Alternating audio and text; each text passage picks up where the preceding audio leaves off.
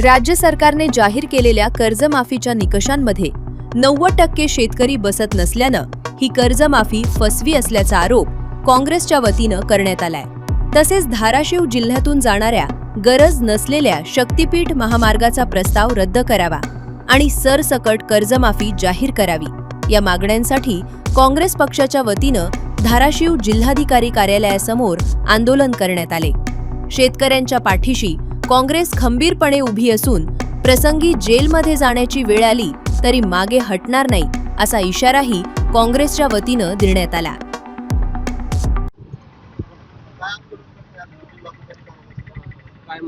धाराशिव जिल्हा काँग्रेस कमिटीच्या वतीनं आम्ही आता जी शासनाने खोटी आणि फसवी कर्जमाफी जाहीर केली त्याच्या संदर्भात आणि जिल्ह्यातून जाणारा शक्तीपीठ मार्ग रद्द करण्यासंदर्भात हे आम्ही आंदोलन करतो आहोत।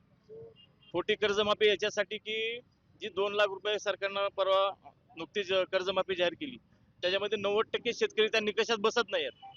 जसं काँग्रेसनं सरसकट कर्जमाफी केली त्या सरकारनं निकष लावले आहेत। याच्यामध्ये नोकरदार असतील, बाकी चाकरमान्य असतील किंवा ज्यांना पूर्वी कर्ज मिळालंय, ज्यांना सवलत मिळाली याच्यामध्ये कर्जमाफीमध्ये, त्या शेतकऱ्यांना आता 50,000 पर्यंत फक्त सवलत मिळणार आहे।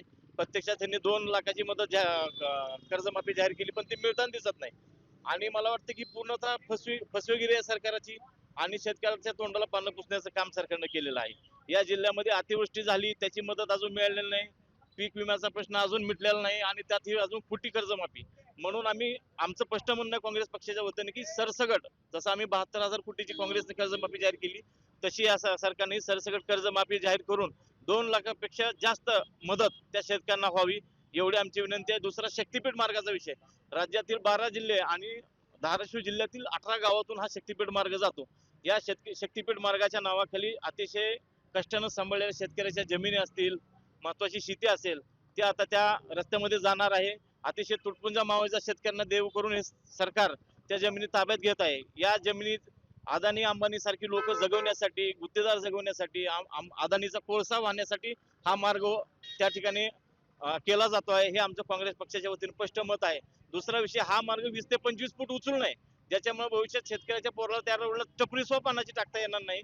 उद्या या सरकारची धोरणं आहेत नोकऱ्या उपलब्ध करून देणे तरुणाला, पण हे नोकऱ्या द्यायला तर सक्षम नाहीत। आता ज्या शेतकरी जमीन चालली त्या शेतकऱ्याच्या पुढच्या पोराबाळानं काय करायचं, त्याच्यामुळे आम्ही पूर्ण हा विचार करून या शेतकऱ्यांच्या पाठीशी राहण्यासाठी उद्या जेलमध्ये जरी जायची वेळ येते काँग्रेस पक्ष आणि या जिल्ह्यातील शेतकरी तयार आहे एवढंच या ठिकाणी सांगतो।